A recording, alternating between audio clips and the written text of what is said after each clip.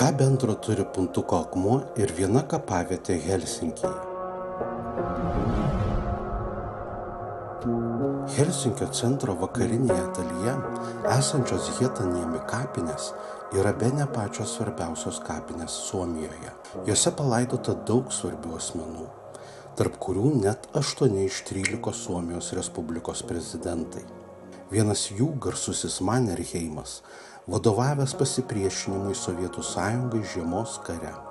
Beveik už 200 metrų į rytus nuo Mannerheimo kapo yra nedidelis kapelis, išsiskiriantis iš kitų tuo, kad jį puošia lietuviško stiliaus rūpintojėlis.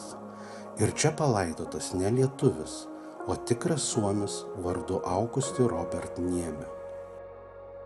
Aukusti Niemi buvo suomių ir lietuvių tautosakininkas. 1909–12 metais Šiaurės rytų Lietuvoje ir Dzūkijoje surinko bei užrašė daugiau nei 3600 liaudies dainų.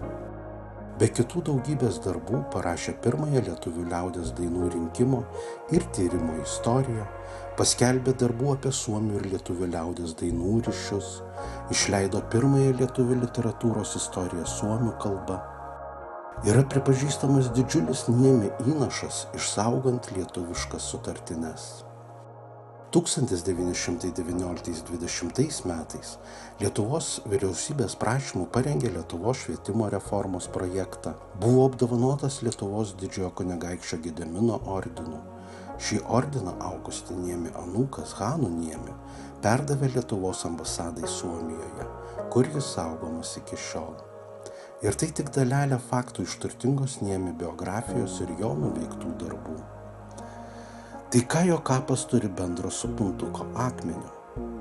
Po Niemi mirties 1931-aisiais, prabėgus porai metų, lietuvių rėmėjų lėšomis buvo pastatyta antkapinė rūpintojėlio skulptūra su užrašu suomių ir lietuvių kalbomis: brangiam savo bičiuliui lietuvių tauta.